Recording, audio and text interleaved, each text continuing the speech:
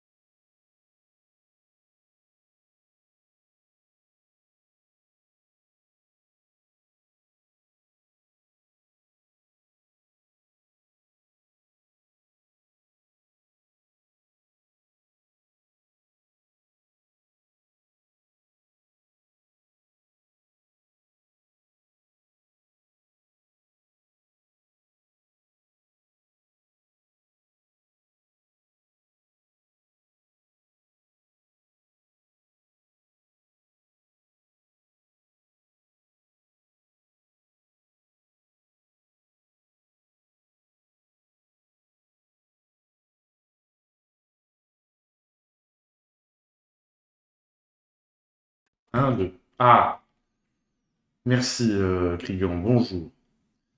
Merci de me l'avoir indiqué. Je disais donc, et du coup, même, il est peut-être même un peu fort.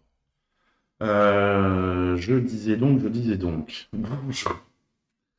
Bienvenue, Spartanix. Oula, monsieur Spartanix, bonjour. Un raid avec 28 personnes. Oh mon dieu, ça fait du monde. J'espère que tu vas bien, monsieur Spartanix, et que tu étais certainement dans le bayou.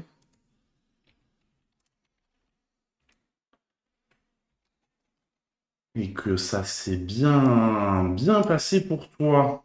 Hi, hi. Que les games ont été bonnes, qu'il n'y avait pas trop de bonjour Pasquier. Très bonne session en effet, hein, tant mieux. Je l'avais lancé il n'y a pas longtemps, je suis tombé sur des mecs qui m'ont pris des trucs des enfers. C'était impressionnant. Jocold, bonjour. Et oui, bon, puis alors c'est vrai qu'en ce moment, là, janvier a été assez. Il y a beaucoup de choses à faire dans les associations, donc la semaine dernière, j'ai pas pu faire le live. Bah de rien, c'est normal. Donc ouais, j'ai moins eu le temps de live ces derniers temps. Mais là, ça va. Février, ça va être plus calme, donc je vais avoir le temps de reprendre un peu les lives aussi bien cinéma que de faire un petit peu de jeux, parce on a des jeux à finir que j'avais commencé, que j'ai toujours pas fini. Donc bon. Et donc je disais que ce soir, c'est les sorties ciné de la semaine, où on fait le tour des bandes annonces et on regarde un peu ce qu'on nous dit sur les films. Moi, ça me permet, comme ça, quand on me demande des chroniques cinéma, de pouvoir les faire plus facilement et plus rapidement. C'est un peu du travail préparatoire, quoi. Et puis quand je discute avec les spectateurs, j'ai... Quelles sont les sorties de la semaine? Alors, la grosse sortie, c'est God Save the Duche. Mais le premier film dont on va parler, c'est 5 septembre. Euh, ouais, voilà. Mais il y a des très très beaux films par contre. Moi, sur mes coups de cœur, il y a Présence de Soderbergh, Mon gâteau préféré, Maria sur la Maria Callas, et je crois qu'il y en a un quatrième, La Pampa. De très beaux films. Au moins dans ceux que j'ai vus. Après 5 septembre, bah, ils nous l'ont pas montré, donc bon, je peux pas dire. Voilà. Il y a des films qu'on nous montre, d'autres qu'on nous montre pas, puis on n'a pas le temps de toute façon de tout voir. Donc, dans tous les cas, encore, ça va être 5 septembre qui a l'air intéressant, dont on regarde la bande-annonce. There's a hostage situation in the Olympic Village. The whole world is watching. Ready, camera one. Hit it. Good morning. I'm Jim McKay speaking to you live from the Olympics in Munich, West Germany. Talk me through the day. Starts with volleyball, then there's boxing. Good. It's America versus Cuba. Sure you want to bring in the politics? It's not about politics. It's about emotions. And we're clear. Great job, everyone.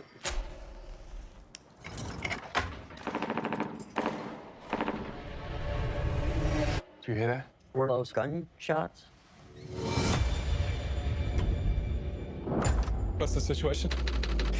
The police are reporting that armed terrorists have attacked the Israeli athletes. There's a hostage situation going on right now in the Olympic Village. ABC wants news to take over. Your sports, you're in way over your head. 400 yards away from where this is happening. We are the only people capable of following it live. This is our story, and we're keeping it.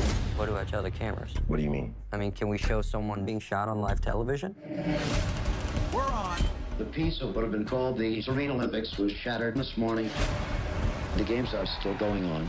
Within a few hundred yards, 9 terrified, living human beings are being held prisoner.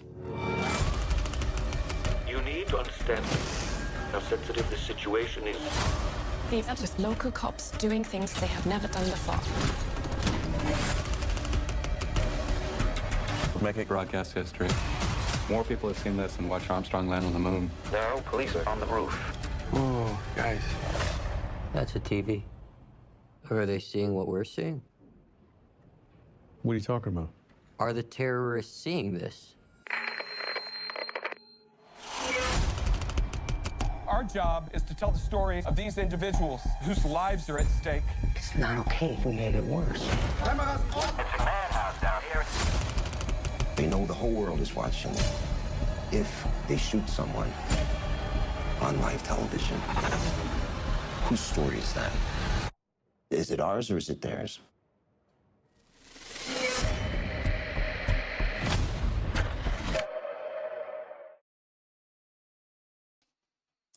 On sent une certaine tension quand même. Je pense que rien que de ce côté-là, le film est plutôt bien fait. Ouais, il a l'air... Et c'est Tim Fellbaum. Qu'est-ce qu'il a donc fait ce brave filmographie? La colonie, elle, je connais pas. Alors, qu'est-ce qu'on nous dit donc sur ce film? Je zoome un peu, je mets en plein écran. Et on va regarder ça. Qu'est-ce qu'on nous dit? Reconstitution authentique. Tim Fellbaum a accordé une attention particulière à la reconstitution de l'environnement des années 70, notamment en utilisant des équipements télévisuels analogiques de l'époque. Cela a permis aux acteurs de se familiariser avec les contraintes techniques de l'époque et d'apporter une authenticité supplémentaire à leur performance. Consultation des archives. Pour assurer une représentation fidèle des événements, l'équipe de production a eu accès aux archives d'ABC Sports, la chaîne américaine qui couvrait les Jeux Olympiques de Munich en 1972. Ces documents ont offert des insights précieux sur la manière dont la prise d'otage a été couverte en direct. Effectivement, ça permet d'être le plus réaliste possible. Figurant sur Munich, John Magaro. Ouais, bah ouais. C'est là, du coup, ils ont été au plus près de la réalité, quoi.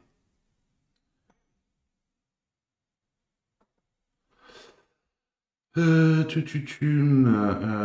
Magaro était figurant sur Munich. Il s'agit de la première expérience cinématographique du comédien. À noter que la directrice de casting Juliette Ménager a également œuvré sur le film de Steven Spielberg. En rencontre avec les protagonistes réels. Ils ont même été jusqu'à rencontrer des protagonistes de l'événement. Les créateurs du film ont eu l'opportunité de discuter avec Geoffroy Masson, le producteur de télévision incarné par John Magaro dans le film. Ces témoignages ont enrichi le scénario et aidé les acteurs à comprendre les dilemmes moraux auxquels étaient confrontés les journalistes à l'époque. Et c'est vrai que quand ils se rendent compte que les terroristes regardent la télé, où ils sont en train de diffuser ce qui se passe, là, en tant que journaliste, tu dois te dire « Ah, est-ce qu'on n'a pas fait une connerie? Est-ce qu'on continue? Jusqu'où on va ?» Il y a une question sur, du coup, le travail de journaliste, jusqu'où tu vas, quoi. Tournage en lieu réel. Certaines scènes ont été tournées dans les lieux authentiques ou similaires à ceux des événements de 72, afin de renforcer le réalisme et l'immersion du film. Formation des acteurs aux techniques de l'époque. Les acteurs ont suivi une formation pour se familiariser avec les méthodes de production télévisuelle des années 70, y compris l'utilisation d'équipements analogiques et la compréhension des processus de diffusion en direct de l'époque. Tu m'étonnes que ça a quand même sacrément changé maintenant. Exploration des dilemmes éthiques des médias. 5 septembre ne se contente pas de relater les événements historiques, mais s'interroge également sur la responsabilité des médias dans la diffusion d'informations en temps réel. C'est ce qu'on disait tout à l'heure. Le film met en lumière les défis éthiques auxquels les journalistes ont été confrontés, notamment la décision de diffuser ou non des images potentiellement traumatisantes pour le public et qui peuvent... Eh ben écoute, si ça donne envie de le voir, c'est cool. C'est aussi le but, c'est de voir un peu les affiches, les films dont on parle moins dans la presse et dans les médias. Vu que là, on fait le tour de toutes les sorties. Ça, si ça peut donner envie, des fois, c'est vrai que c'est cool. Plus, là, c'est vrai que le fait qu'ils aient rencontré des protagonistes, qu'ils aient eu... Bonsoir Michel, j'espère que tu vas bien. Qu'ils aient eu accès aux archives... Et oui, cette réflexion sur l'éthique du journaliste, ça Ouais, il y a un fond aussi bien, il y a la forme aussi bien que le fond. Allez, comme je disais, la grosse sortie de la semaine. Pas forcément la meilleure. God Save the Tuche, le 5e épisode des Tuches. Quand le premier est sorti, j'aurais jamais cru qu'on en aurait autant. Pour être franc, hein, c'est... Et vu qu'à chaque fois ça marche, bah, ils sont pas prêts de s'arrêter en vrai. Allez, on regarde la bande-annonce.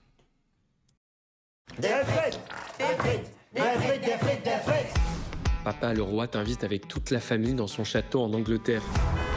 Dad, en Angleterre, on roule à gauche. Moi, je suis français, je roule à droite. C'est du suicide. Mais pas du tout, c'est du bon sens. Imagine, t'as un Français juste en face de nous, là, qui arrive, il sera sur sa droite. Donc là, accident évité.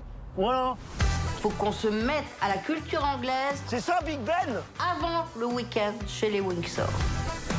Un petit coucou à ma commu. Coucou. Fuck you. Voilà. Ça passe pas. Si, bien sûr, ça passe. Je la connais, ma Nevada. J'ai le compas dans le slip. Bah non, y a pas, ça passe pas. Si, ça passe. Voldemort. Oh, regarde, y a le roi. J'ai l'impression de faire la queue comme à la sécu. Ladies and gentlemen, Sa Majesty la Reine Jeff! Non! a perdu connaissance. Mais c'est pas possible. T'as quoi dans ton cerveau, Jeff Tuche? Tous les invités vont être interrogés par Scotland Yard. Nom, prénom, qualité. Jeff Zizou Tuche. En qualité. Je suis rusé comme un tout corps. Date de naissance? Jour de mon anniversaire. Attendez, stop! Important. Je l'aurais absolu aussi. Fa dièse. Tuche Family, nous allons apprendre les arts de la table. Commençons par les couverts. On utilise d'abord ceux qui sont le plus à l'extérieur. À l'extérieur de l'assiette, pas de la maison. Ah ouais, je vous disais aussi, va manger ton décès quand ta cuillère est dans le jardin. Ah.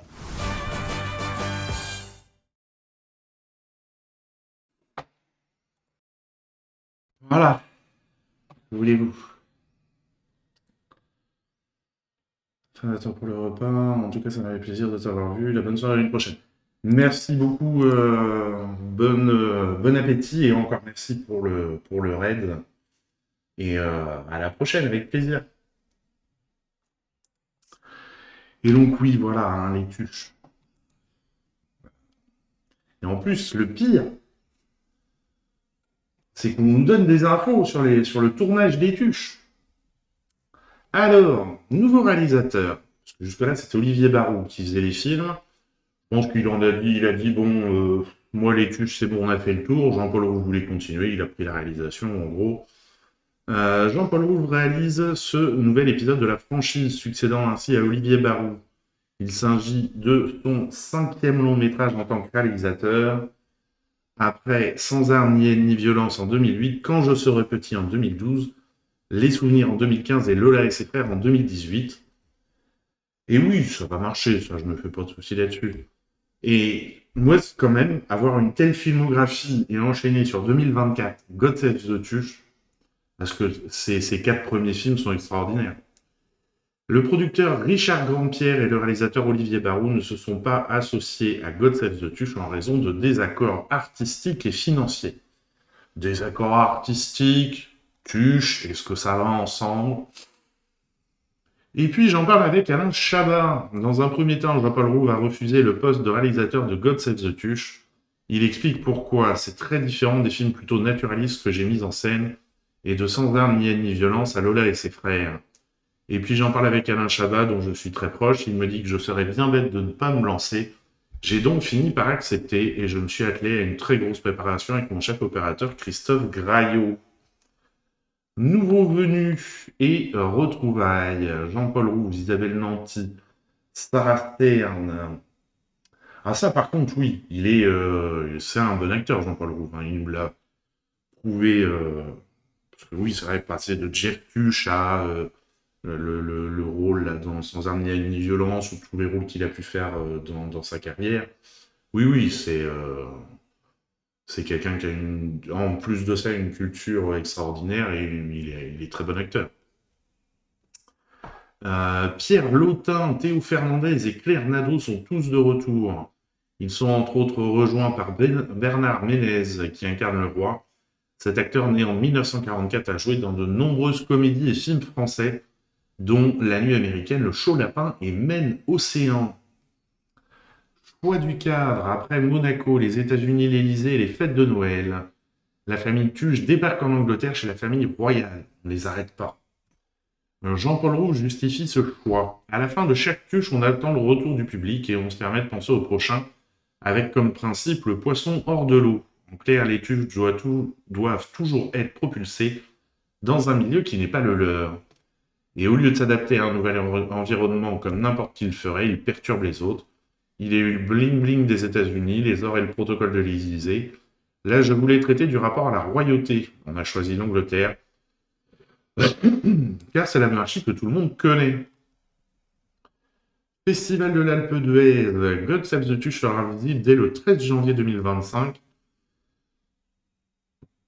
En ouverture du Festival de la Comédie était du coup visible dès le 13 janvier 2025, en ouverture du Festival de la Comédie de l'Alpe d'Huez.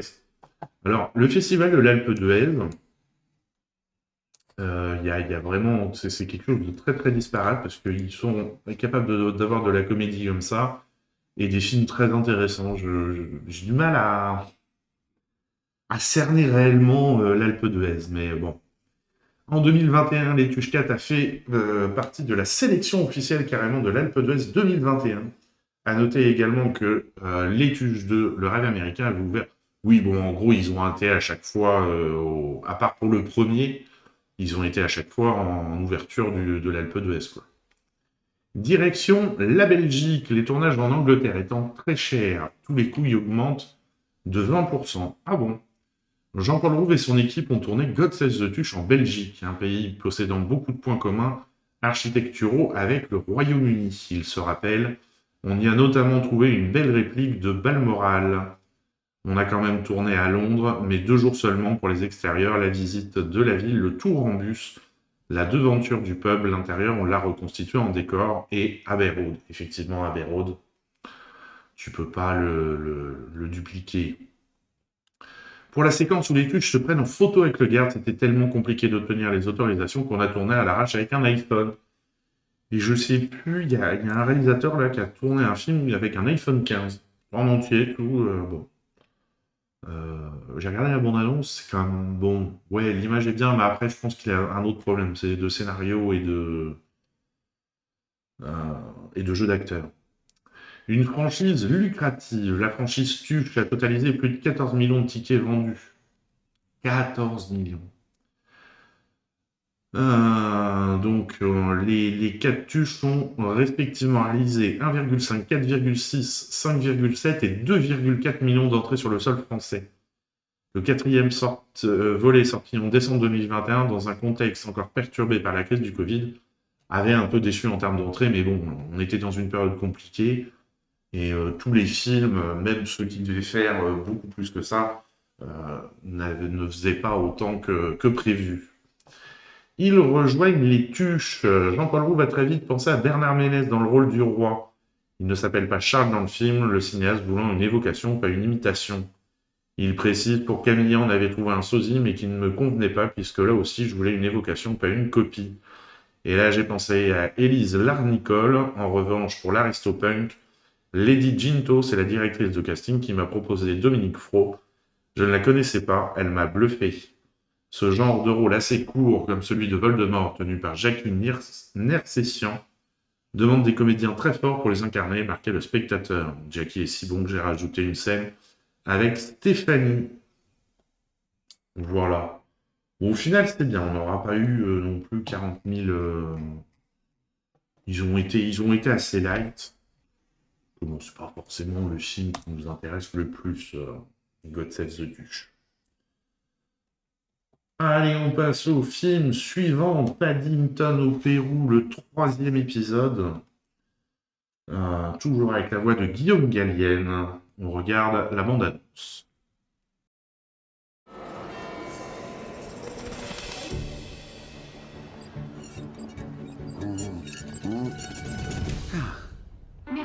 choisi Photo Express.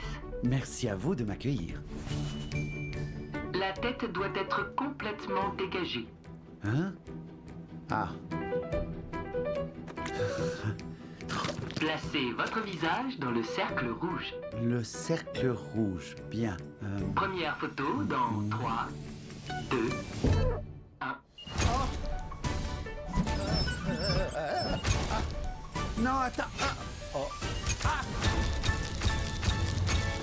Chère tante Lucie, j'ai une nouvelle importante. Nous venons te rendre visite. Les Browns vont au Pérou.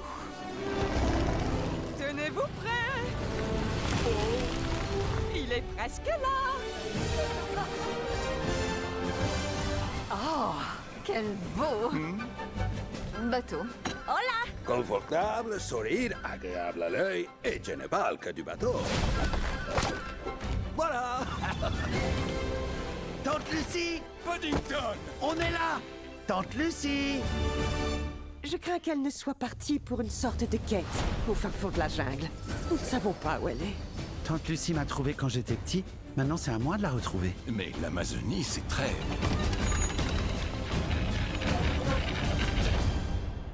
grand. On doit essayer. J'ai la foi. Vous survivrez. Ça va être marrant. Je pourrais vous montrer d'où je viens. Nous qui voulions passer des vacances inoubliables.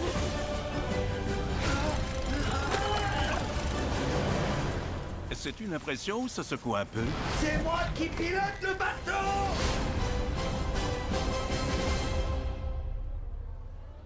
Ah. Bienvenue au Pérou.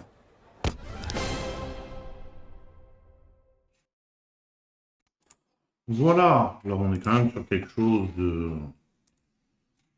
de plus léger, agréable, à partir de 6 ans et pour toute la famille. Touk, qu'est-ce qu'on nous dit? Moi j'avais beaucoup aimé les deux premiers. C'était vraiment des jolis contes. On passe des bons moments devant, tout en légèreté. Et de 3, Paddington au Pérou, le troisième volet, consacré au petit ours au Duffelcoat, après Paddington en 2014, qui avait rapporté plus de 326 millions de dollars de recettes dans le monde. Paddington 2, qui lui avait engrangé 290 millions de dollars de recettes. C'est curieux de parler de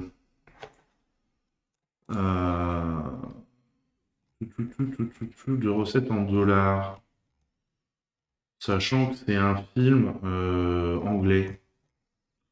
Quand même curieux, besoin toujours de ramener au dollar. La productrice Rosie Allison déclare: on a réfléchi longtemps à ce troisième film, est-ce qu'on devait le faire ou pas, mais on ne pouvait pas résister à l'idée de voir Paddington dans une nouvelle aventure avec les Browns. Cette fois, ce n'est plus Paddington qui est dans un environnement étranger, mais les Browns qui le suivent au Pérou.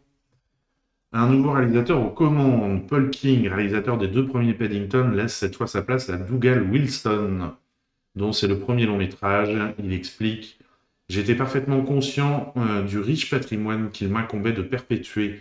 J'étais un très grand fan des deux premiers films, leur style, leur humour, leur créativité. J'ai pensé que peut-être je pouvais contribuer à cette saga à ma façon et écrire la suite de l'histoire. Mais je ne me leurre pas pour autant, je sais à quel point ce troisième volet est attendu. Paul King reste cependant producteur exécutif sur ce film et a participé à la conception de l'histoire. Note d'intention. Alors, à réussir à faire des notes d'intention sur Paddington. Alors, le film évoque les notions de foyer, d'appartenance. En retournant au Pérou, le personnage explore ses origines et s'interroge sur ce qu'est une famille, un foyer. Ok, oui, ça reste simple. Le réalisateur déclare: qu'est-ce que le mot foyer signifie vraiment? Où est notre maison? Est-ce seulement un endroit? Est-ce plutôt un sentiment? Le lieu d'où l'on vient, le lieu où l'on est. Où l'on est, pardon, pas né. Changement de casting. Emily Mortimer reprend le rôle de Miss Brown que Sally Hawkins a tenu dans les deux premiers longs métrages. Hugh Bonneville affirme au sujet de sa nouvelle partenaire de jeu: quand on a appris que Sally ne serait pas de retour avec nous, la première personne à laquelle j'ai pensé a été Emily. C'est super qu'elle ait accepté, ce rôle lui va comme un gant. Elle a été géniale avec nos jeunes acteurs et très tolérante avec moi.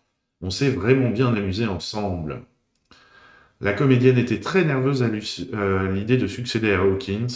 Ses prestations dans ces films ont été à juste titre très appréciées, notamment pour sa relation avec Paddington, qui est au cœur des premiers films. C'était donc très stressant pour moi.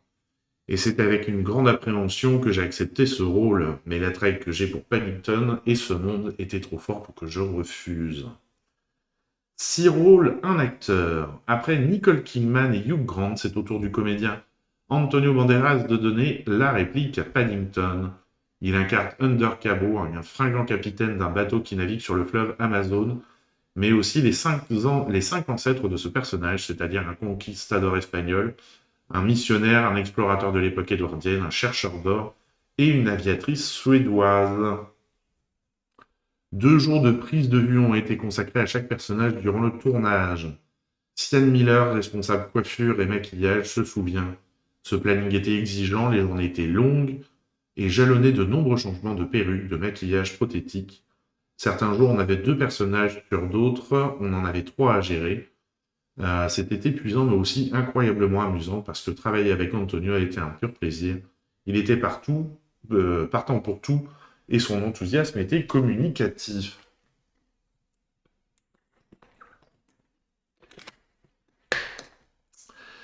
Tournage en Amérique du Sud. Le film a combiné un tournage en décor réel et des prises de vue en studio. L'équipe a passé presque 2 mois au Pérou ou en Colombie en repérage, notamment dans les Andes, autour de Vilcabamba et près du Machu Picchu. John Sorapur, qui dirigeait l'équipe de tournage au Pérou et en Colombie, raconte « Les paysages sont uniques là-bas. Ils offrent un décor rêvé pour le dénouement du film. Ce n'est pas bien compliqué de mettre en boîte de belles images, quand peu importe l'axe de la caméra, vous avez de tels paysages. » La Colombie, elle, nous a fourni la jungle sauvage que nous recherchions, des fleuves à haut débit et à rapide. C'est un grand pays, accidenté et montagneux, avec une grande variété dans ses décors de jungle. Le tournage ne s'est pas déroulé sans accroc. L'équipe devait parcourir de longues distances dans des convois de véhicules tout-terrain, car les routes y étaient souvent endommagées par les pluies. Des drones ont été utilisés pour capturer certains paysages difficilement accessibles.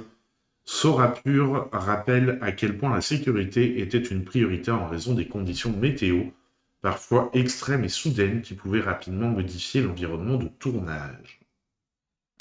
C'est ça aussi, tourner dans la jungle.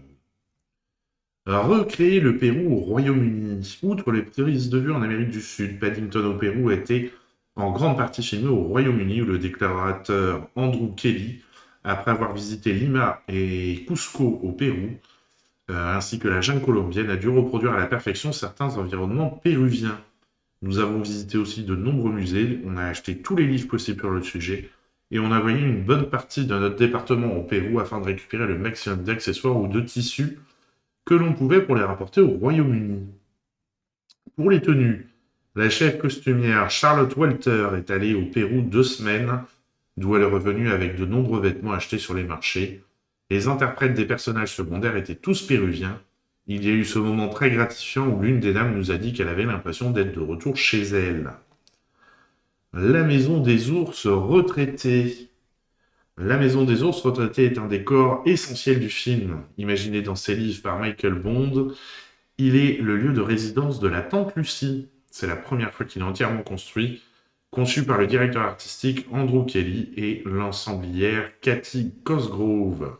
La maison des ours retraités a nécessité la construction d'une énorme structure dans une ferme de la région du Hertfordshire. Kelly précise, dans le scénario, c'était juste une maison, des ours retraités où les nonnes s'occupaient d'eux.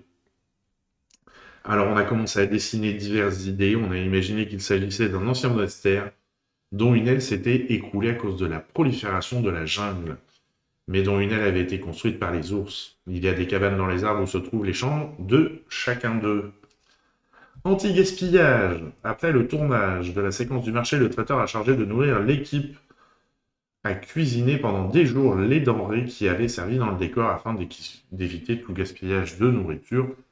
Et c'est tant mieux. Vos papiers, s'il vous plaît. Le bureau britannique des passeports a proposé de faire à Paddington un véritable passeport. Il a été tourné sur le tournage et gardé dans un coffre. Ouais, qu'il n'y ait pas quelqu'un qui aille se faire passer pour lui, vous vous rendez compte quand même. Paddington a donc son propre numéro de passeport. Voilà. Je pense que c'est l'info à retenir. Vraiment. Que Paddington a un vrai passeport. Ouais, c'est vraiment important. En tout cas, s'il est aussi efficace que les deux premiers, les familles vont passer un bon moment devant. On change d'ambiance avec le nouveau film de Pablo Larraín qui s'intéresse à Maria Callas, qui incarne magnifiquement Angelina Jolie. On regarde la bande-annonce.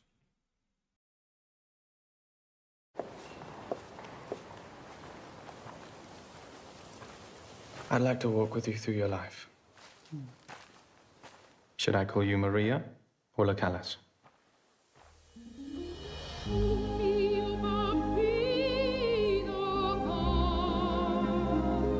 Tell me how it felt to be on stage. An exaltation, an intoxication. I thought the stage itself would burn. Sometimes this thing happens, the thing that's happening right now. There's a point where self-confidence becomes a kind of insanity. How is that for a position for the piano, madam? It's not right. But I'm nice, so leave it. Perhaps we could speak of your life away from the stage. There is no life away from the stage.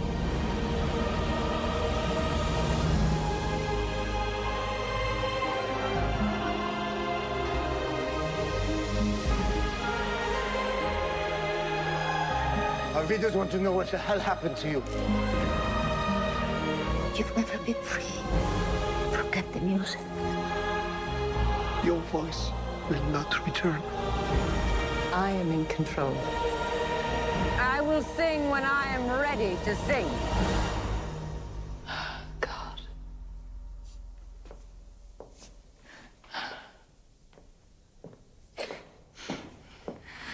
Let's go.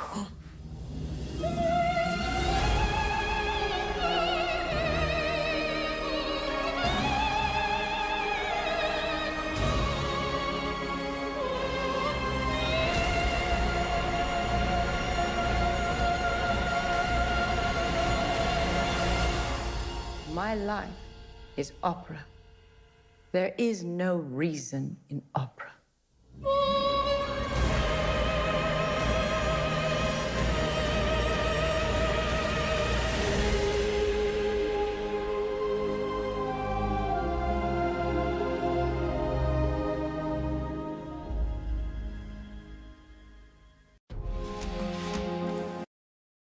Très bon pour l'humain, ça je comprends. Décevant pour France Inter. Bon. Qu'est-ce qu'il lui trouve, France Inter? On a... Ouais. Peut-être dans les critiques presse...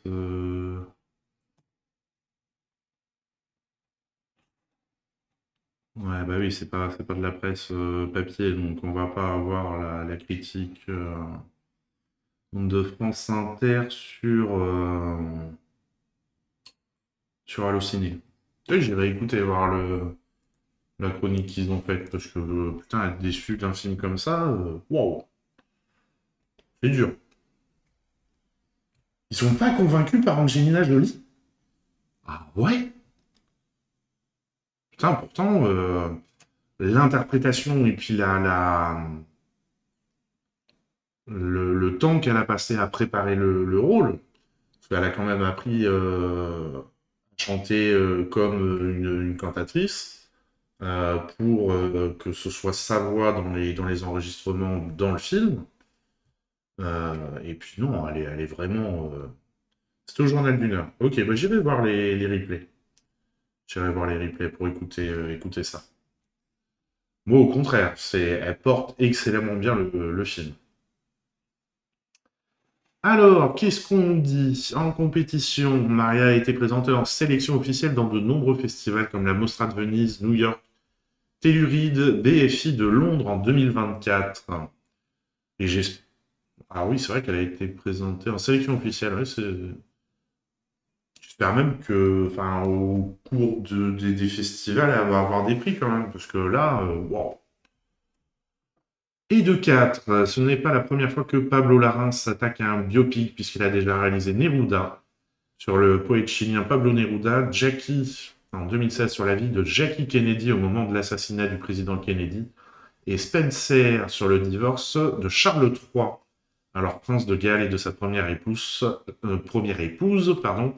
la princesse Diana Spencer. Néanmoins, Maria conclut son triptyque de femmes qui ont bouleversé le XXe siècle, selon les propos du cinéaste, et également son premier long-métrage consacré à une artiste. Découverte d'un mythe, c'est grâce à sa mère qui lui faisait écouter des disques de Maria Callas après l'avoir emmenée à l'Opéra de Santiago que Pablo Larraín a pu découvrir cette soprano quand il était petit. Musique de la vie. Le choix de la musique est très important dans Maria puisque les morceaux orchestraux ou chantés interviennent à des moments précis du récit, comme si les tragédies dans lesquelles elle jouait sur scène étaient inextricables de ses propres drames. Retrouvailles. Sur Maria, Pablo Larraín retrouve le scénariste Steven Knight, avec qui il avait déjà travaillé sur Spencer. Il a également collaboré de nouveau avec le directeur de la photographie, Ed Lachman, qu'il a retrouvé après El Condé. Ultime moment, Maria se concentre sur la dernière semaine de la vie de la chanteuse, un choix qu'a fait Pablo Larraín depuis le début, comme il l'explique. Maria Callas a chanté toute sa vie pour les autres, pour le public, mais dans ce film, à la fin de sa vie, elle décide de chanter pour elle-même. C'est un film sur quelqu'un qui tente de trouver sa propre voix, de comprendre son identité.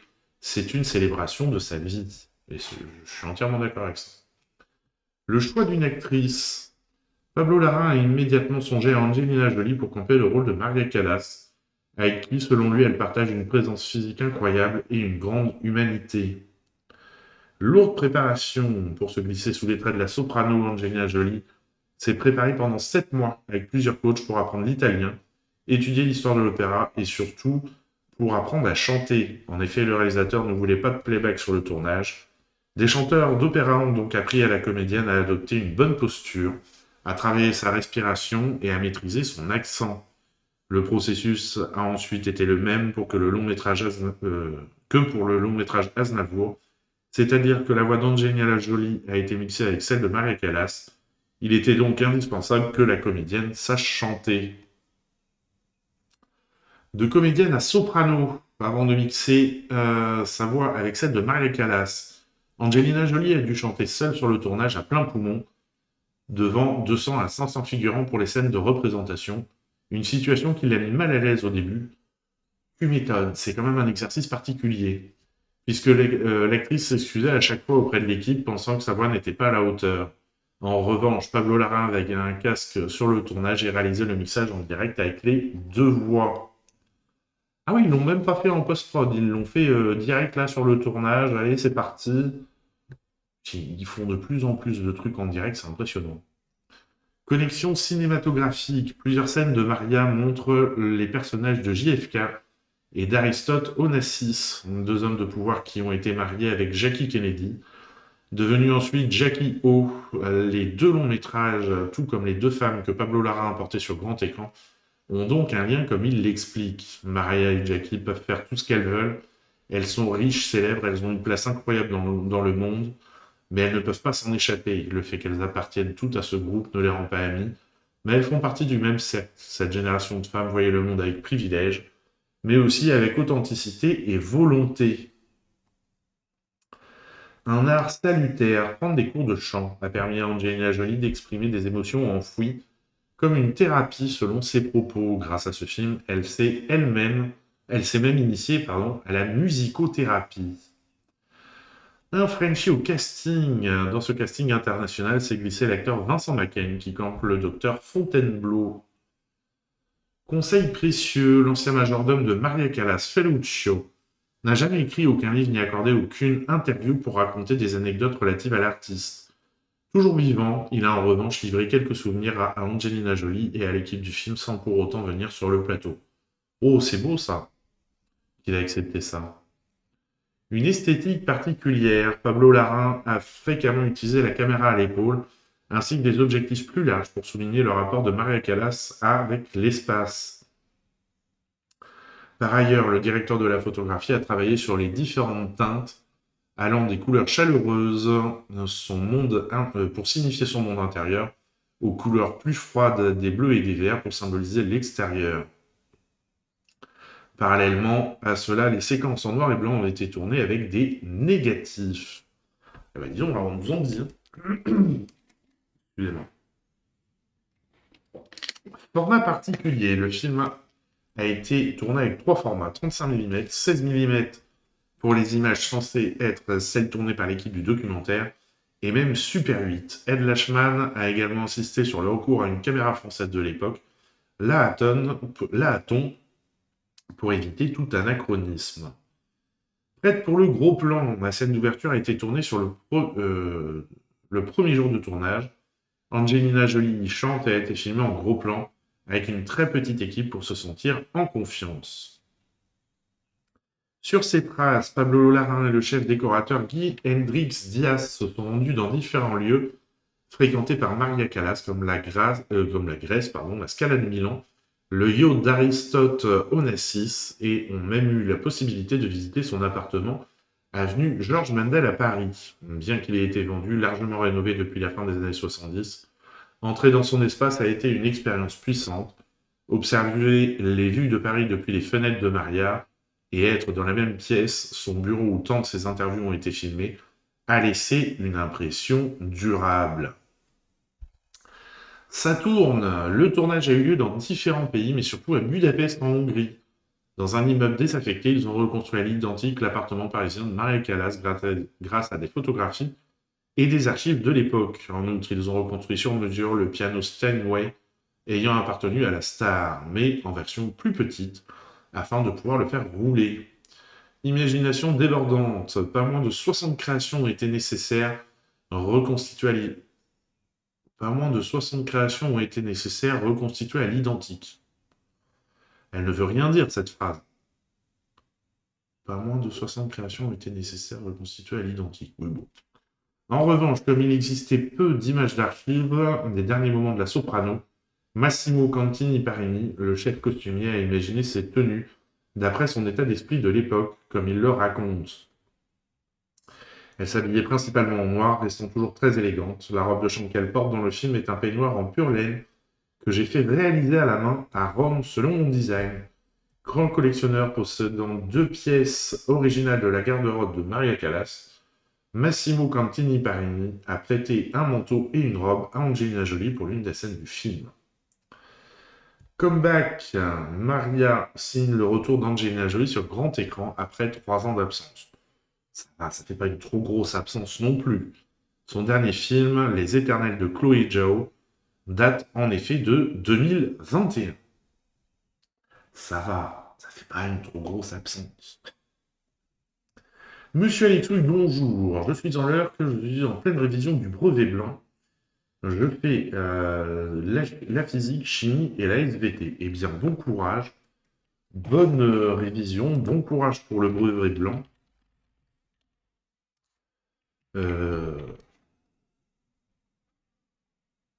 Et attention si tu as des mauvaises notes. Hein. Voilà. Mais tu as quand même droit à ton shootout. Allez, hop. Voilà, mais très beau film. Moi, alors, je comprends pas en quoi... Quand je regarde comme ça, on me voit. Si je regarde comme ça, on me voit plus. On me voit. Ouais, c'est passé l'animation. On me voit. On me voit plus. On me voit plus. On me voit. Super. On me voit plus. On me voit plus, on me voit. On me voit, on me voit plus. On me voit un peu, on me voit plus. Je comprends pas pourquoi France Inter a des réserves sur Angelina Jolie. Je trouvais qu'au contraire, elle l'incarnait d'une magnifique façon. Et bon, Pablo Larraín à la réalisation de biopic, on sait qu'il sait faire et il le fait de superbe manière. Le fait d'avoir été retourner des images d'archives, tout ça. Non, vraiment, là, bon, c'est un des coups de cœur. Enfin, oui, c'est un des coups de cœur de la semaine. Il y en a d'autres que j'ai beaucoup aimé cette semaine, mais celui-ci, se met dans le top 5 des films que j'aime dans les sorties de la semaine. Voilà. Bon. Vous me direz si vous le voyez. Alors là, par contre, celui-ci, France Inter, j'espère qu'ils n'en ont pas dit du mal, parce que c'est un film France Inter. La Pampa, dont on regarde la bande-annonce.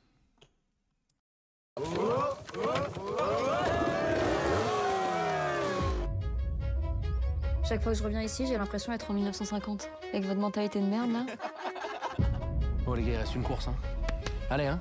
T'inquiète. Faut rien lâcher. On va s'entraîner. Maintenant, c'est tous les jours à la Pampa. Accélère! T'as vu comme il est fier de toi, ton père? Accélère!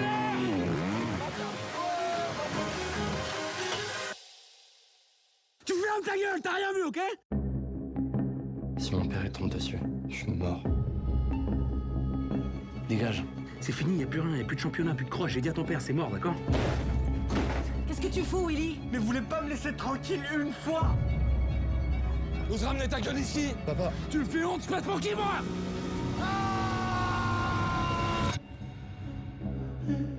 Il est où, Jojo, là? Je sais pas. S'il te plaît, je voudrais aller à Bayeux. T'inquiète pas. Je l'ai bien vu dans la lampe d'Aladin. Je retiendrai de place dans l'avion. Très bien. Très loin du son des accordéons. En tout cas, après tout ça, crois-moi qu'on se barre de ce bled. Garde-moi bien, Narvalo. Je te jure qu'on bouge d'ici.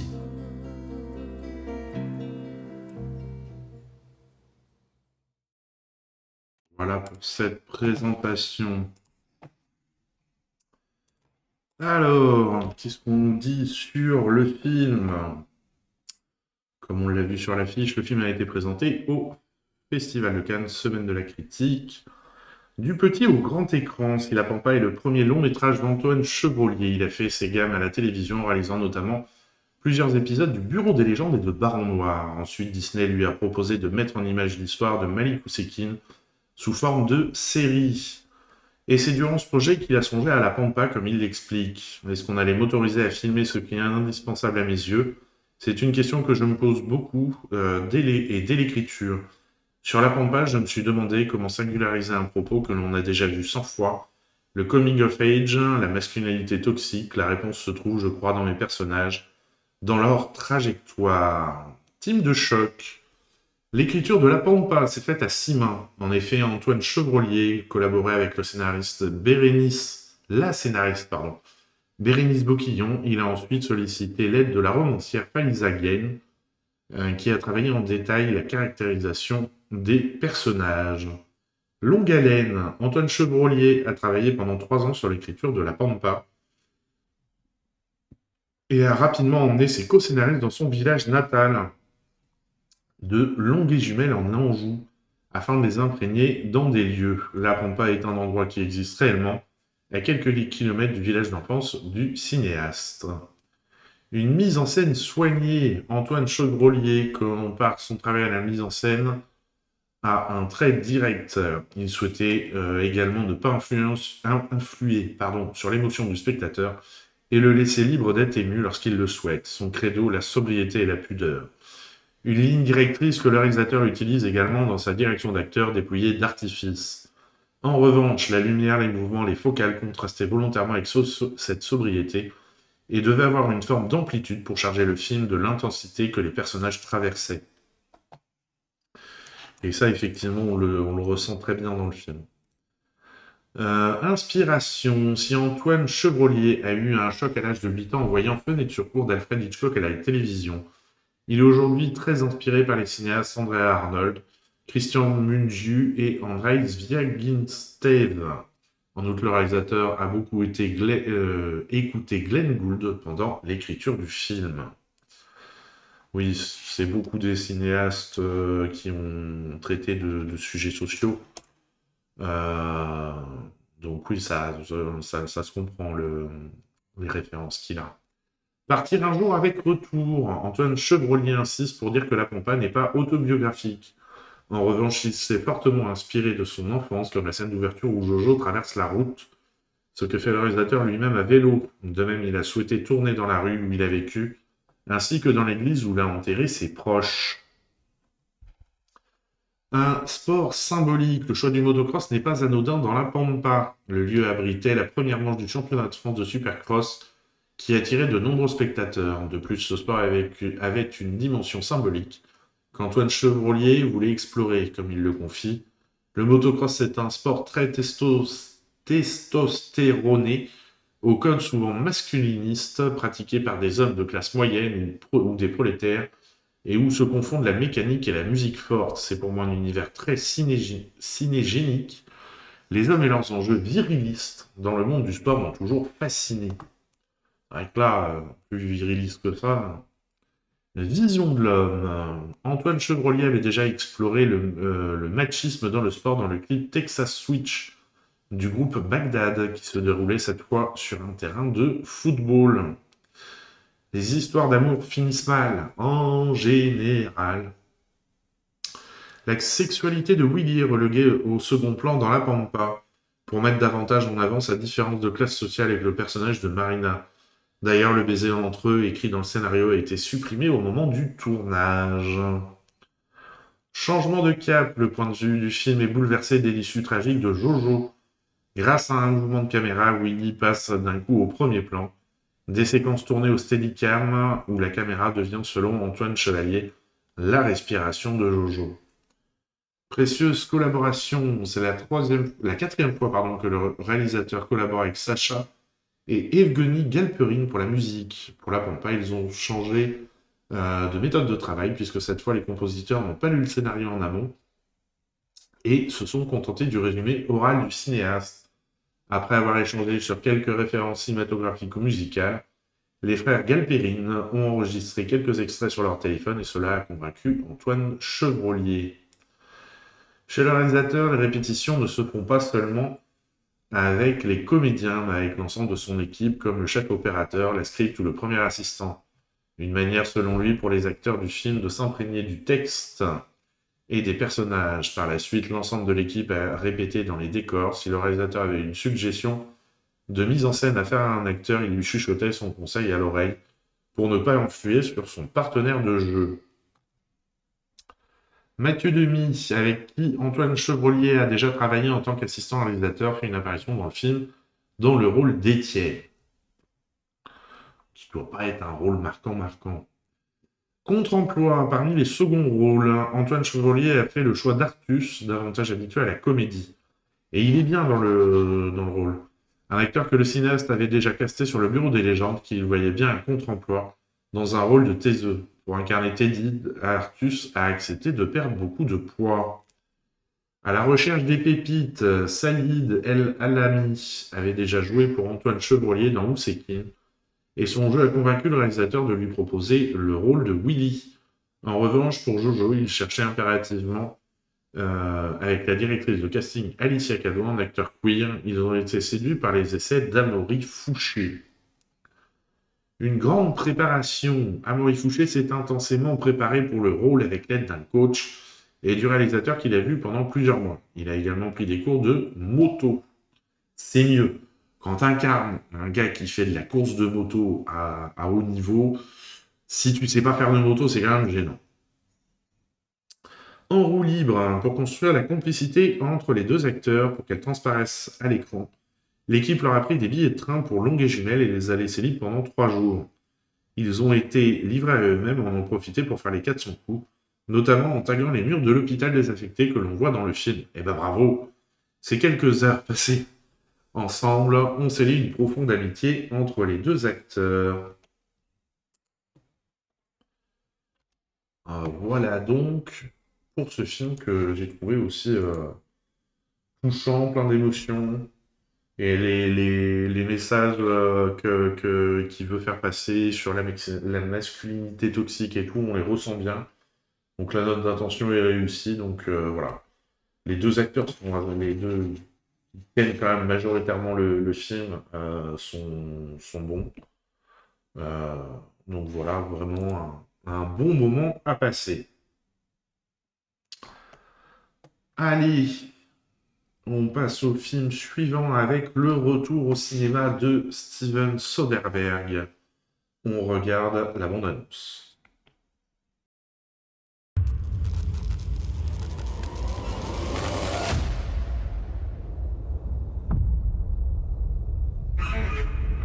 I never had anybody die. What's it like? Scary. The world cracks apart. You fall into this hole.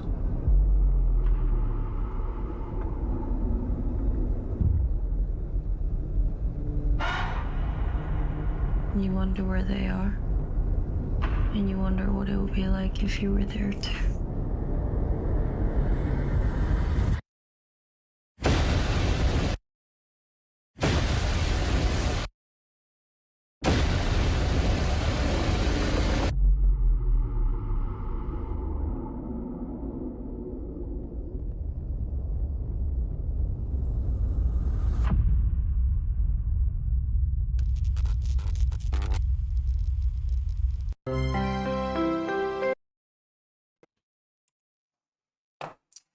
Voilà, très belle ambiance pour ce film. Alors, film qui est classé en horreur. J'ai du mal avec ce classement. J'aurais plutôt dit film de genre, un thriller. Et le film a été interdit au moins de 12 ans. L'interdiction est tombée hier. Et j'avoue que j'en parlais avec les collègues qui ont vu le film.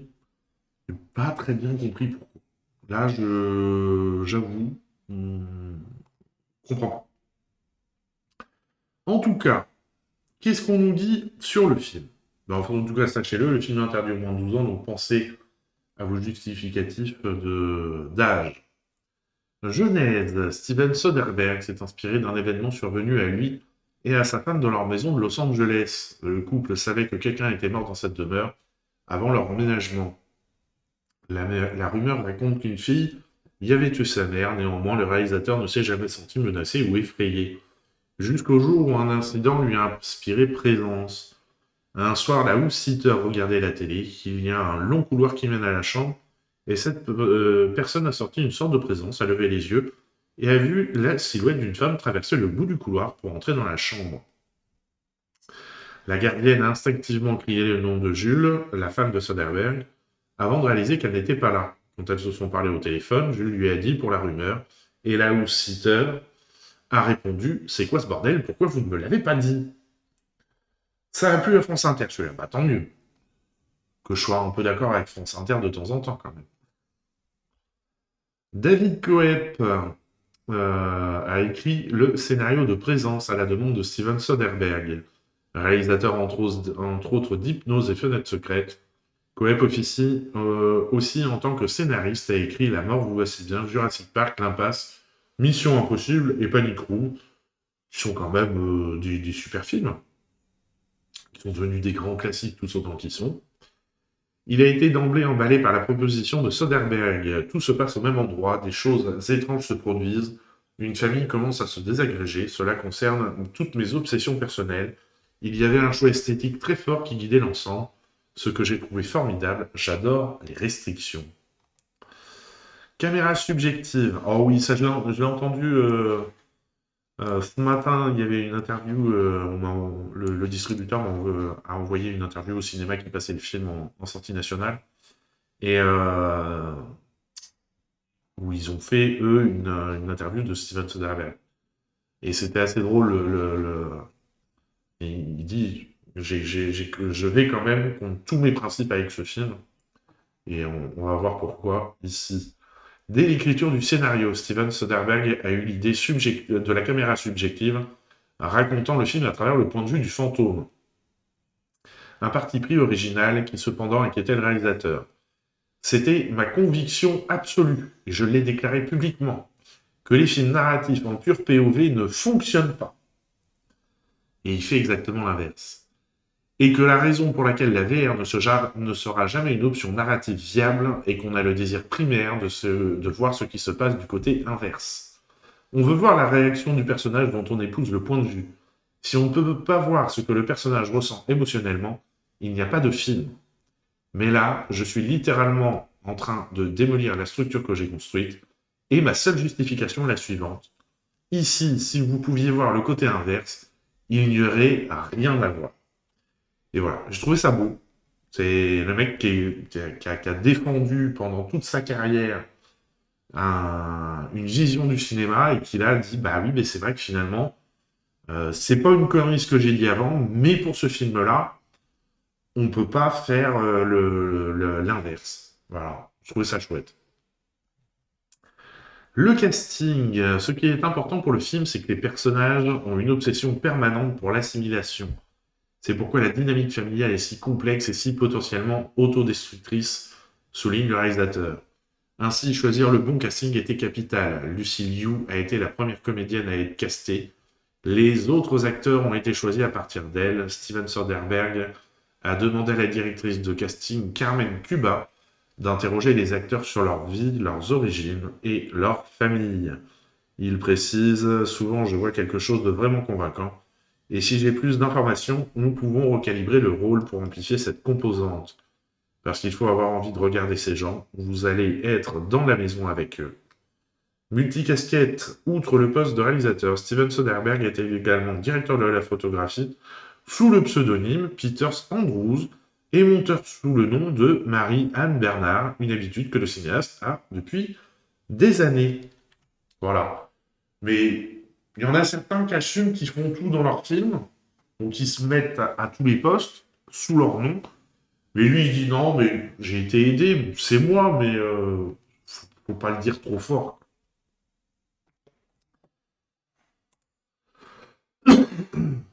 Allez, nous... En tout cas, vraiment un film où une ambiance qui monte. Le côté autodestructeur dont il parlait, effectivement, on l'a bien. Une ambiance qui monte tout le long. On se demande ce que c'est cette présence au travers des yeux. Puisque le spectateur est la présence, en fait. Voilà, c'est comme ça qu'on va le tourner. Et donc, on se demande qu'est-ce qu'on est. Et vraiment, jusqu'à la fin, et le petit retournement de fin et tout, donc vraiment très, très joli film. Alors après, les amateurs de films d'horreur classiques, genre Scream, machin et tout, là, sanguinolents et violents, vont pas s'y retrouver. Ça, c'est sûr. C'est pour ça que je disais au début que le classement horreur, moi, me convient pas forcément. Allez, on passe au film suivant. On part en Iran avec mon gâteau préféré. Bah voilà, je crois qu'on a fait les 4 films qui étaient mes coups de cœur de la semaine. Je mettrai en haut, à égalité, je mettrai Maria et mon gâteau préféré. Et à égalité, je mettrai en deuxième, je mettrai La Pampa et Présence. Voilà, faire une espèce de... Comme on dit là. De podium. Mon gâteau préféré, on regarde la bande-annonce. صد بار بهت گفتم صبح به من زنگ نزن. خب زور باشه.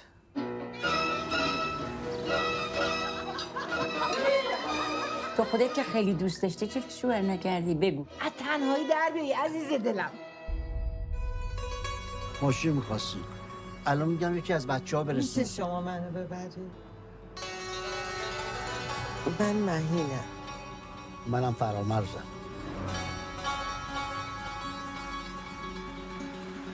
دوست داری بیای خونه من؟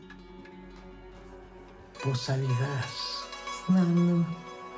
اینو یکی از دوستام خیلی وقت پیش برام کادو آورده بود.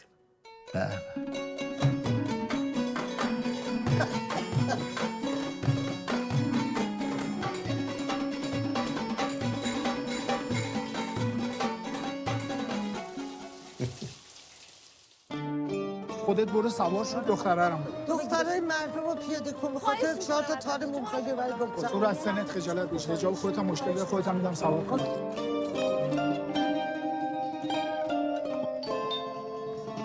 چطوری؟ تنهایی؟ معلوم نیست اینا چی از جون ما میخواد.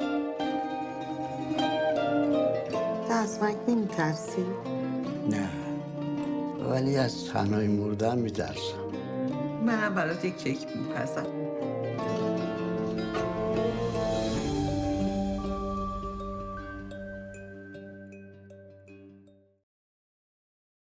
Monsieur Ponyman-Grob, bonsoir, j'espère que tu vas bien. Donc effectivement, très joli film, on rappelle la situation un petit peu en Iran, des réalisateurs, beaucoup sont en prison pour avoir fait des films. Quand on veut monter un film, il faut passer par la commission de censure, n'est-ce pas, qui dit oui, bon, peut-être, on verra bien. Et qui dit surtout non, ça vous ne pouvez pas mettre ça éventuellement, mais faites attention à comment vous le faites. Et donc les réalisateurs sont obligés d'essayer de manipuler les scénarios pour avoir des autorisations de tournage qui sont pas toujours données, mais ils tournent quand même malgré tout. Ouais, en plus, la bande-annonce est magnifiquement bien faite, ça donne vraiment envie de le voir, ouais. Et donc, ils s'exposent, eux, et toutes leurs équipes, aussi bien techniques que les acteurs, qu'ils aient l'autorisation de tournage ou pas, hein, d'ailleurs, à des contrôles, à être arrêtés, à être mis en prison, juste pour avoir été tourné un film dans une maison. En plus, là, on a quand même une histoire qui est pleine d'espoir. Ils sont obligés de se cacher, forcément, ils peuvent pas faire ça au grand jour, mais ils vont contre tous les interdits. Ce couple, le temps d'une nuit, ils vont contre tous les interdits du régime iranien. Donc forcément que le régime iranien, ça n'a pas fait plaisir au régime iranien. D'ailleurs, je crois... On va voir s'ils en parlent là. Je crois, il me semble qu'ils ont été interdits de sortie de territoire et que voilà, ils ont réussi à faire sortir le film. C'est déjà bien. Et heureusement. Mais je crois que eux, depuis, les réalisateurs sont interdits de territoire. Et c'est les réalisateurs qui avaient fait Le Pardon. Aussi sur la condition de la femme et en particulier les condamnations à mort en Iran. Voilà. Ah, bon. En même temps, une comédie en Iran, pas sûr du truc.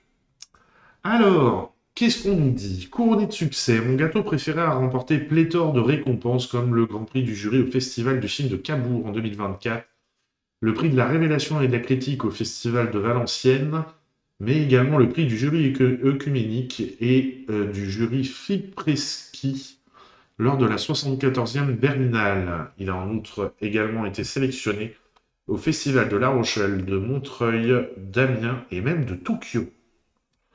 Ils ont réussi à l'exporter à Tokyo. C'est beau, ça. Contre la loi, mon gâteau préféré relate l'histoire d'une femme à Téhéran, Maïn, qui a décidé de vivre seule de manière indépendante. Cela va ainsi à l'encontre du contexte traditionnel et religieux de la société iranienne. Un contexte difficile. Le tournage a démarré au début de l'été 2022, 3 mois avant le mouvement Femmes, Vie, Liberté qui a suivi le décès de Masha Amini après des violences policières en Iran. Le tournage a pu continuer, mais en secret, allant jusqu'à enfin certaines restrictions à l'égard des femmes iraniennes. Ce n'est cependant pas la première fois que les réalisateurs doivent faire face aux autorités du pays, puisque pour leur précédent long-métrage Le Pardon, ils ont été poursuivis en justice pendant 2 ans et le film a été interdit en Iran. En même temps, un film qui dénonce le régime iranien, ils vont pas le laisser diffuser en Iran, ça c'est bon. Interdit de séjour en apprenant leur sélection officielle en compétition officielle. À la Berlinale 2024, les autorités du pays, c'est ce qui me semblait, ont confisqué les passeports de Mariam Mogradam et Bertash Sanaya, Sanahira afin de leur interdire de se rendre sur place. Aujourd'hui encore, ils ne peuvent toujours pas voyager. Voilà, ça met l'ambiance. Collaboration fructueuse. Les réalisateurs ont deux parcours différents. La première est réalisatrice, scénariste et actrice, ayant même tourné pour Jafar Panahi. Jafar Panahi, voilà, découvrez son cinéma aussi. Le second est scénariste et réalisateur. Ils ont travaillé pour la première fois ensemble en 2015 en coécrivant le long métrage Risk of Acid Rain avant de signer Le Pardon. Mon gâteau préféré est leur second film de fiction en tant que co-réalisateur. Jouer malgré tout, pour camper le rôle de Maïn, 70 ans, les cinéastes ont choisi dès le départ Lily Faradpour, qui jouait déjà dans leur précédent long métrage Le Pardon.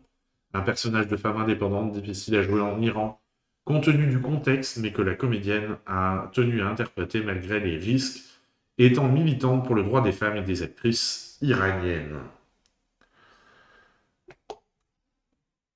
Voilà. Et c'est vrai que oui, même les acteurs peuvent être embêtés. Allez, on passe au film suivant. La mer au loin, dont on regarde la bande-annonce.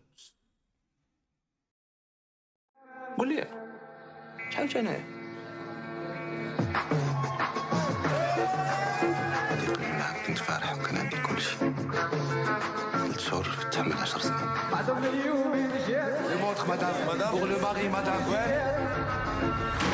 Personne ne bouge toi mets-toi sur le ventre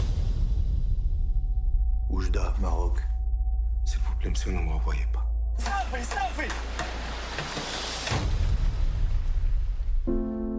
Je sais même pas ce qui m'a pris de te ramener chez moi, c'est totalement interdit. J'ai parlé à ma femme, tu peux rester chez nous, une nuit ou deux. T'es bien installé? Pourquoi tu fais ça? Tu sais, avec Serge, on s'aime comme ça.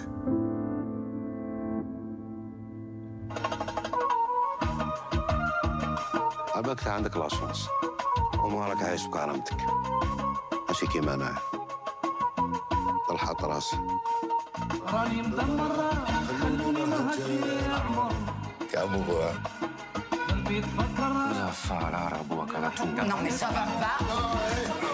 القلب تعمر لا بريا لا خير لا حار على جالها مهجرة وننسى كاع محايلي نتخمم على حتى حاجه راني مدمر عيش حياتك انا نعيش وقت العمر قلبي تفكر اللي راحت ونسيتني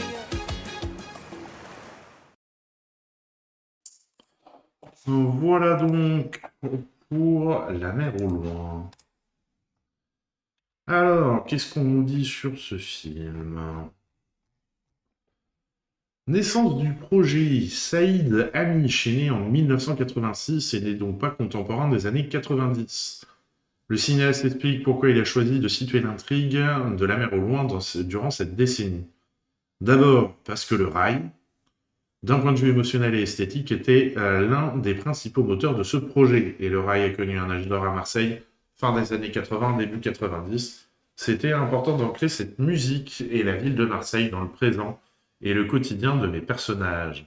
Je suis arrivé en France en 97, mon père était ouvrier agricole dans le sud-est de la France et on fréquentait beaucoup Marseille et cette communauté maghrébine. Je me suis inspiré du parcours et du vécu de certains immigrés qui m'ont marqué et dont la vie sentimentale était très liée à la question des papiers. À partir de ces deux éléments, je voulais représenter la pluralité de ces parcours de migration et d'exil. Je voulais saisir ce sentiment de l'exilé, qui n'est pas que social. Il y a quelque chose de très intime, de très insondable là-dedans, et donc de cinématographique. De fait, cette reconstitution des années 90 est avant tout émotionnelle. L'une des références les plus importantes du film était l'éducation sentimentale de Flaubert.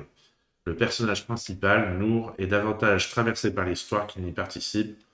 Pour traiter de ce sentiment de l'exil, j'aurais trouvé inapproprié, voire faux, d'avoir un personnage qui décide tout ce qui lui arrive. Je voulais avoir un sentiment de flottement chez le personnage principal, très propice aux rencontres et au romanesque. Sentiment d'exil. Les 2 précédents films de Saïd Amish se déroulaient sur une durée courte. Il s'agissant... Oui, Allociné, relisez-vous. Il s'agit de fiction où le réalisateur réfléchissait à la façon dont l'identité d'un lieu que l'on a quitté ou que l'on retrouve peut nous imprégner. Mais pour la mer au loin, il a voulu traiter du sentiment de l'exil, qui est une affaire de temps. Essayer de faire ressentir la part insondable de l'exil ne peut pas être possible que par le romanesque. Je voulais ne pas figer les personnages de leur identité de migrants, mais aborder leurs rencontres, leurs doutes, leurs amitiés, leurs amours, leurs croyances. Et voir comment Nour pouvait se construire intérieurement sur un temps long, comme dans une forme de roman d'apprentissage. Il s'agit de bien sonder les parcours de leur intime, et non par un traitement misérabiliste ou purement social. Qui pour Nour? Pour le rôle de Nour, Saïd Amish a choisi Ayoub Greta, un acteur peu connu. Le metteur en scène a mis du temps à le trouver car il avait besoin d'un comédien qui soit physiquement très à l'aise dans son corps pour évoluer sur 10 ans, avec des scènes de danse, etc. Il précise, mais surtout je voulais quelqu'un jouant avec sa sensibilité et son émotion, qui soit à l'aise de jouer en silence avec le regard. On m'a alors parlé d'Ayoub Greta, qui est connu au Maroc pour avoir joué dans une série très populaire. Il avait exactement le regard et le physique que je recherchais. J'ai découvert un homme très sensible, très émotif, toujours prêt à accueillir l'émotion de l'autre. Et puis son regard avait quelque chose de lumineux, rieur, mais aussi très mélancolique dans sa tendresse. En un instant, il pouvait passer du jeune fougueux à l'homme mature et posé. Nous avons réalisé 2-3 essais, et j'ai su que nous ferions le film ensemble, et je me suis dit, voilà, ça va être beau que ce film soit regardé à travers ses yeux. Le film a été présenté à la Semaine de la Critique, au Festival de Cannes. Référence cinématographique, c'est toujours intéressant ça. Concernant la mise en scène, Saïd Amish a cherché à ne jamais faire de plan dont il ignore le point de vue. Il raconte, c'est pas forcément des références du coup. C'est d'autant plus important face à un personnage qui est lui-même dans le regard et dans le silence. Faire simple à chaque fois, mais en même temps, nous avions, Tom et moi, cette envie de stylisation, d'assumer le mélodrame et de créer un univers adéquat. On s'est inspiré des films de Fassbinder, mais aussi d'Ettore Scola, ou encore plus récemment de Todd Haynes. On a donc essayé des mouvements de caméra amples, mais jamais grandiloquents, qui donnent au personnage quelque chose de mélodieux et de romanesque, avec toujours l'idée d'être au bon endroit avec les comédiens. C'est l'envie de cet équilibre-là qui nous a guidés pendant la fabrication. Voilà donc pour ce film.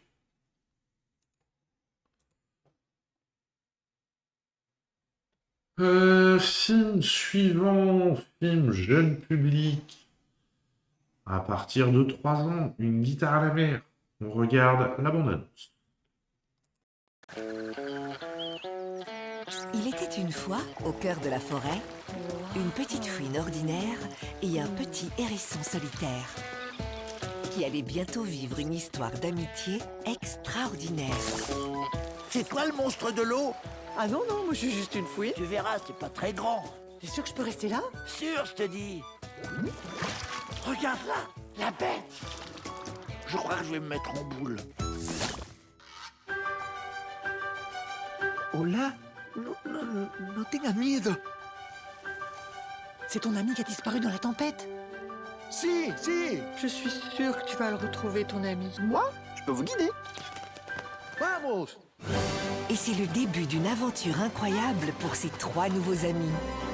Ouais, c'est là, on y est.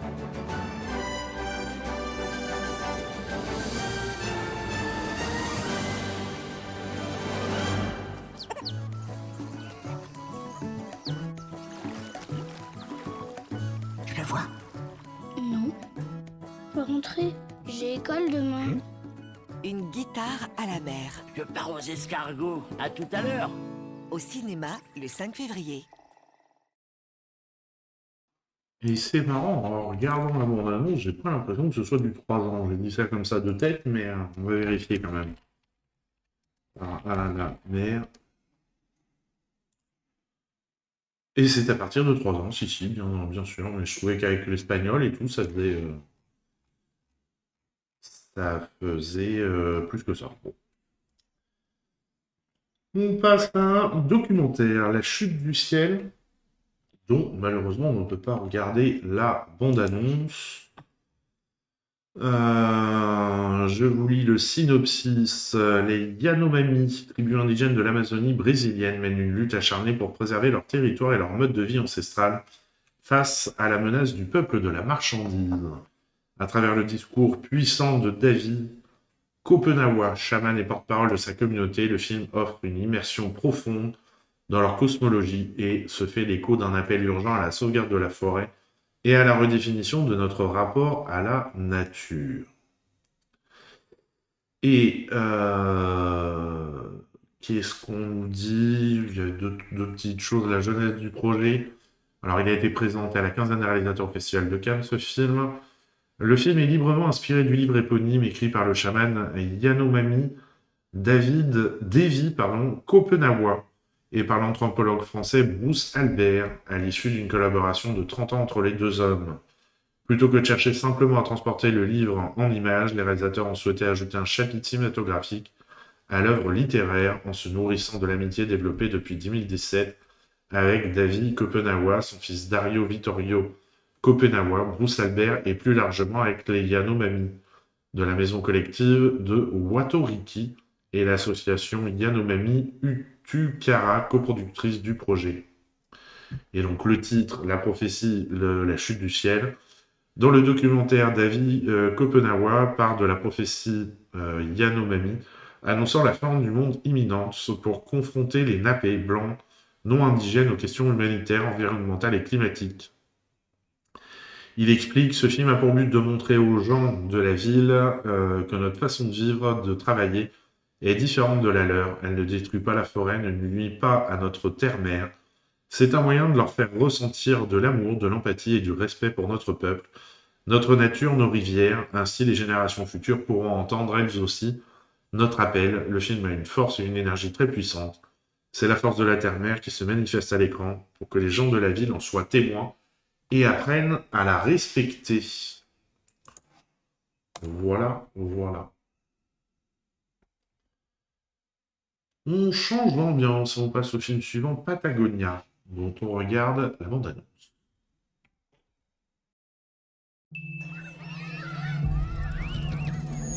Mi sentite? Con i bambini è abbastanza semplice. Si comportano bene, premi. Si comportano male, punizione.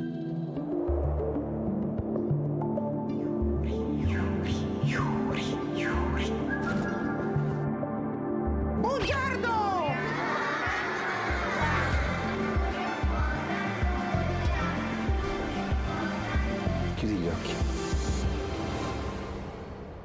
Cosa vedi? Niente. Non lo vedi quanto mi fido di te?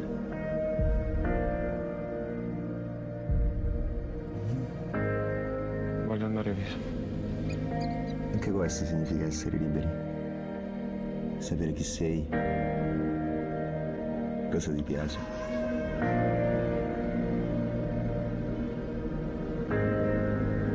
A me piace perché piace a te.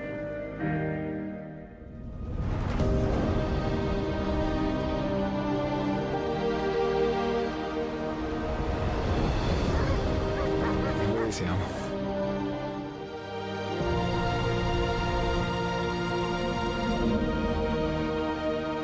In Patagonia.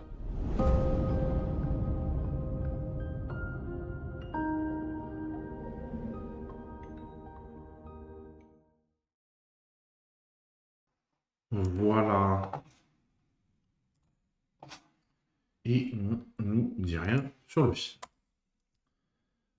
On repasse un documentaire, La peine, dont on regarde la bande-annonce.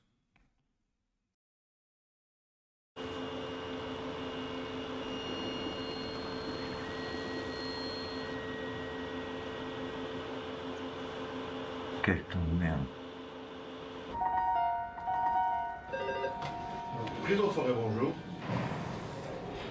Vous devez accepter les conditions de détention, qui sont un peu rugueuses. Il n'y a pas de toilette et il n'y a pas de robinet. Dans les cellules, il n'y a pas d'eau. Vous devez accepter le travail qu'on vous donnera, mais en échange, on vous garantit que vous restez à Bruxelles. Je suis plus le même. Je suis acculé comme un animal en cage. Maintenant, c'est fini. C'est bon. Mais juste qu'on me laisse tranquille. Juste qu'on me laisse tranquille. Des fois, on n'a plus envie de venir. On est avec des humains, on n'est pas avec des machines. On ne sera jamais d'accord là-dessus. Le droit en prison est phagocyté par la prison pour se retourner contre le détenu. Lieve zoon, wat een tegenstrijdigheid. Vrouwen en mannen proberen te resocialiseren door ze helemaal uit de maatschappij te verwijderen. Ça sert à rien de réagir comme ça.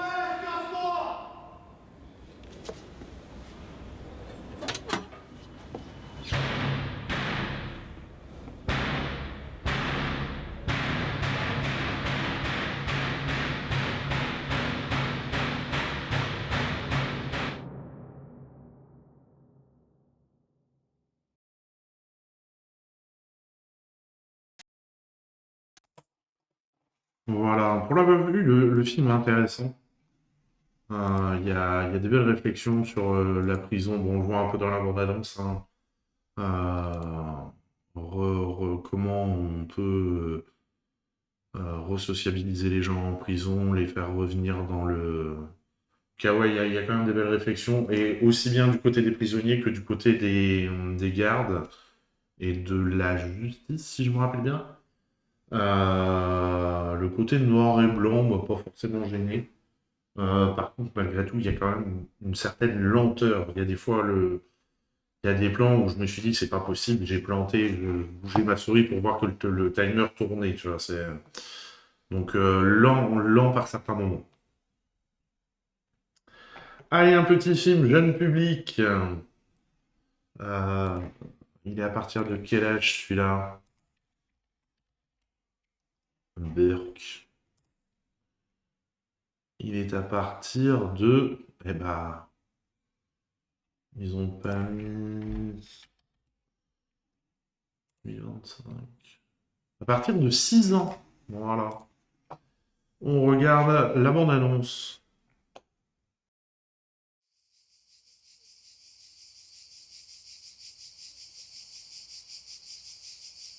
Là.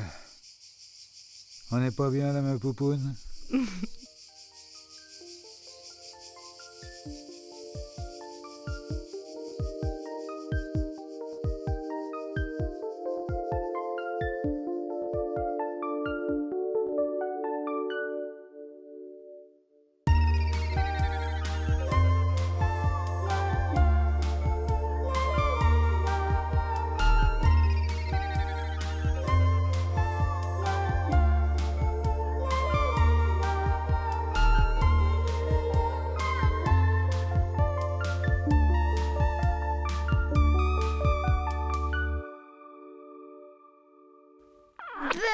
C'est dégoûtant. Mais dégueu.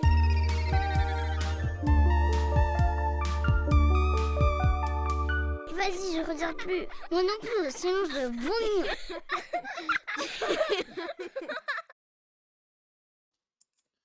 Oh là là, il faut des bisous, dit. Voilà. Après, j'ai pas eu le film, mais CPF, je leur fais confiance pour nous proposer des programmes jeunes publics toujours de bonne qualité et qui peut permettre après de discuter avec les enfants. Allez, on repasse à un documentaire, The Flats, dont on regarde la bande-annonce. Oh, Father, why are you so sad on this bright Easter morn? When Irishmen are proud and glad of a land where they were born.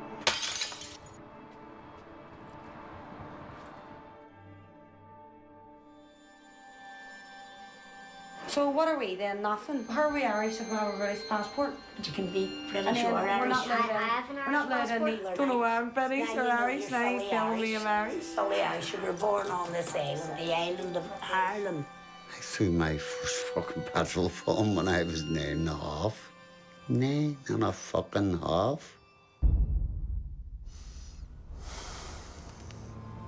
I didn't ask the fucking here to be out there fucking hijacking and petrol bombing, and this was forced on us. One thing I want rid of in my life is the pain and the hurt and the men that have hurt me. That's 3 things. I know. But I got it into one fucking sentence. Try and transplant me, I will not be moved. Try and poison me, I will not shrivel. How do you think you can be helped? I'm a criminal, I am a sin, infestation. Pull me out, pull me out, pull me out. The fans will be the laughter of our children. It's coming true.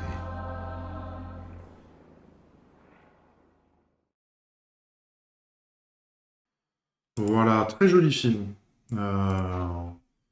Donc sur l'Irlande et l'implication que les troubles, comme on dit, hein, ont eu sur toute une génération et sur au moins 2 générations après, hein, puisqu'on voit que quand il dit notre revanche sera les rires de nos enfants, les enfants sont partagés.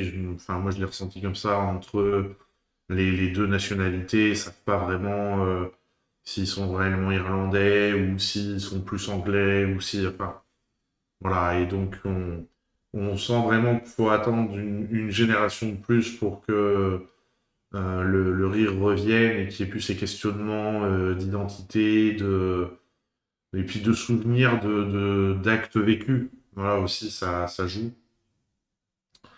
Donc, ouais, très touchant. J'avoue, j'ai eu du mal à lancer ce film au début. J'ai longtemps attendu avant de le lancer. J'avais pas regardé de quoi ça parlait. Mais quand vous voyez l'affiche comme ça, et sur le site où on regarde les films, on voyait vraiment, on voyait même pas le titre, on voyait juste le bonhomme sur son canapé. Et je me disais, qu'est-ce que c'est que ce film? Puis un jour, je l'ai lancé et vraiment, il est chouette comme film. Mesdames et messieurs, nous arrivons à un instant que beaucoup attendent, l'instant Bollywood.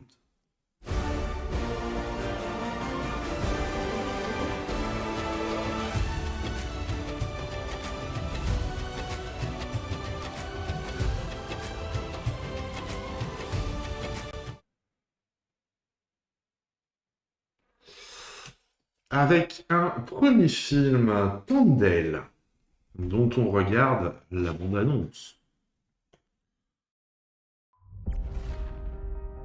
రాజు ఊర్లో అందరూ ఏటేటో మాట్లాడుకుంటున్నారా? మన గురించి మాట్లాడుతుంటే మనం ఫేమస్ అయిపోయినట్టేనే. ఒరే నీకు నాకు ఏదేదో ఉన్నట్టు మాట్లాడుకుంటున్నారా? ఇప్పుడు ఏంటంతవే? అందరూ ఎలాగ మాట్లాడుకుంటారు కదా, అది నిజం చేసిస్తే ఎలాగుంటుందా అని. ఈ శివరాత్రి పండుగ నుండి రాజుగాడే మన తండేల్. మనం పెళ్లి చేసుకుందామా? ఇక్కడున్న 3 నెలలు నా 9 నెలలతో సమానం. అంటే రోజుకి 3 రోజులు లెక్కరా. వద్దు రాజు, నువ్వు ఇంటికి వెళ్ళొద్దు. అలా గుండుకే నేను వదిలేనే.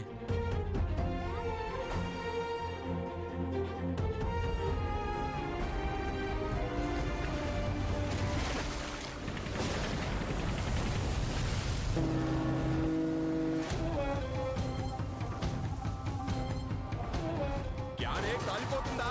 నైట్ రక్తంతో మీ దేశంకి ఏమి చేసినా తుడుచుకొని పోవటం అలవాటైందా? మా దేశంలో ఉన్న ఓరకొక్కలని ఉత్తరం వైపు తిరిగిపోస్తే ప్రపంచ పటంలో పాకిస్తానే లేకుండా పోతే మా యాసని మాత్రం ఎట్కారం చేస్తే రాజులమ్మ జాతరే. వీడు రాడు, వీడు తండే.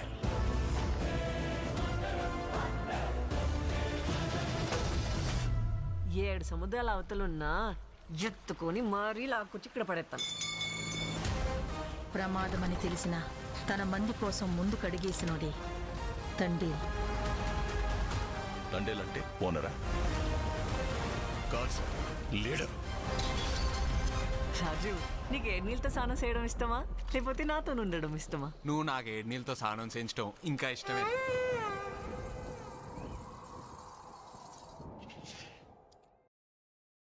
Alors là, YouTube, hein, aux fraises, qui n'a pas repéré que c'était pas de l'anglais, mais de l'hindi. Alors, on va voir là si sur celle-là il repère. Ah, sur celle-là, il repère que c'est du Malayalam. Malayalam. Voilà. Alors, et on arrive donc au dernier Tonman, dont on regarde la bande-annonce. Et normalement, on va avoir des sous-titres là, générés.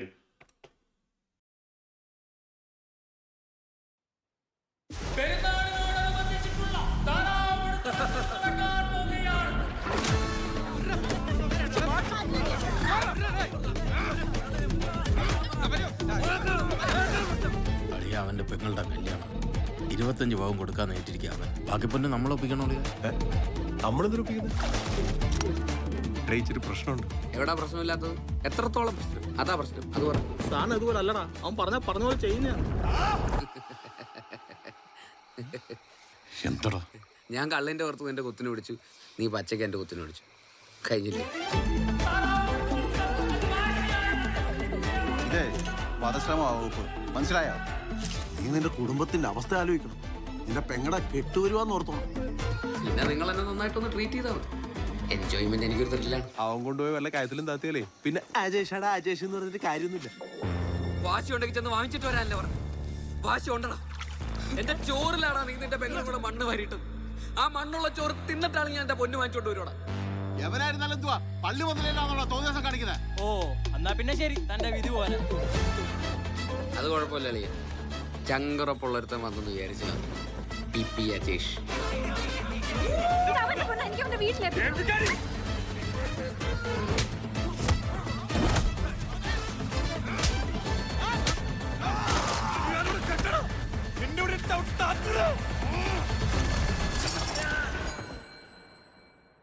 നമ്മുടെ കയ്യിൽ ഒരു 10 കോടി രൂപ നമ്മളിവിടെ വന്നിരിക്കേണ്ട കാര്യമുണ്ടോ? ഞാൻ ഇവിടെ വന്നിരിക്കേണ്ട കാര്യമുണ്ടോ? അതില്ല. 100 രൂപയ്ക്ക് ചാള കിട്ടും. നെമ്മീൻ കിട്ടുമോടെ? കിട്ടൂല. തെണ്ടാൻ പോകുന്ന ഇതിലും ഭേദം. ആരുടെ ഇത്?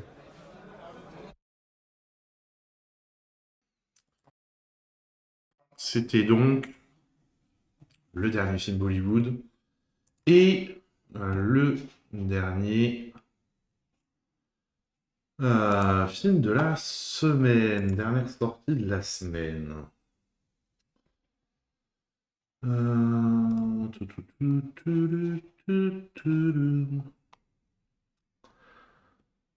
Je vais vous envoyer chez qui? Je vous ai envoyé chez Foxeo, je crois que ça fait longtemps qu'on n'a pas été chez lui. Hop. Alors, mesdames et messieurs, nous arrivons donc à la fin de ce stream. Bonne soirée, restez pour le raid. Après, vivez votre vie, n'oubliez pas l'importance de la culture. Alors qu'il y a des désengagements financiers de notre cher gouvernement de partout. Voilà, la culture est importante et on est toujours une des premières variables d'ajustement. Sur un prochain live, on pourra lire l'édito du président de l'AFCAI que j'ai trouvé très intéressant. Voilà. Donc, le raid, ça part chez Foxeo. Dites-lui au moins un petit bonsoir. Et ben voilà, bonne soirée. Profiter de la vie, l'importance de la culture, tout ça, c'est dit. Mesdames et messieurs, bonne soirée, à la prochaine.